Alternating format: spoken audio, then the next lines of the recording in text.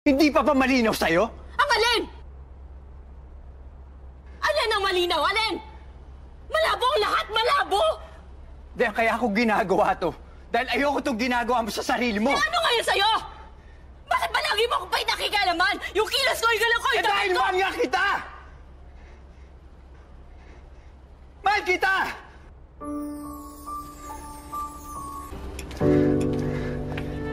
Anong sinasabi mo? Mahal nga kita.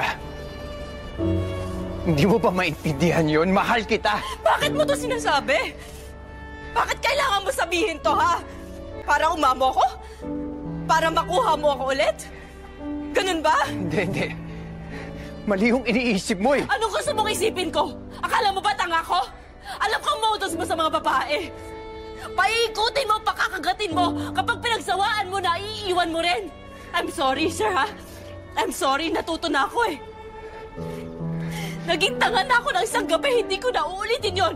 Hindi ako magiging biktima mo. Oo, inaamin ko, marami akong naging babae.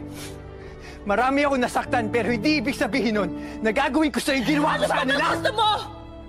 Ano pa ba gusto mo? Nakuha mo na ako, di ba? Mali! Mali na may nangyari sa atin, sir. Gusto ko na yung burahin sa isip ko, alam mo ba? Kaya pwede ba tandanan mo na ako? Wala lang ba sa'yo yun?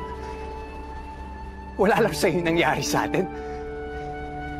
Then for me, what happened to us was special.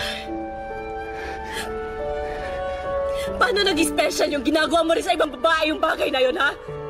Hindi ako tulad ng iba. Sinisave ko yung sarili ko para sa lalaking pakakasalan ko. Mamahalin ko buong buhay ko. Hindi tulad mo! Hindi tulad mo! Hindi tulad mo na parang laro lang sa'yo na lahat! Dan, I'm sorry.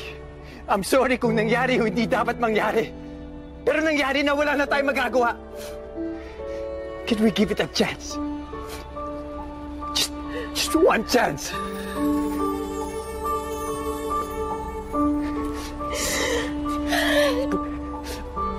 Hindi porket may nangyari sa atin. Gusto na kita. Mamahalin kita. Hindi ganun kadali yun. Hindi! I'm sorry, sir. Hindi ikaw yung tipo na lalaki mamahalin ko. Hindi ako naniniwala mahal mo ako.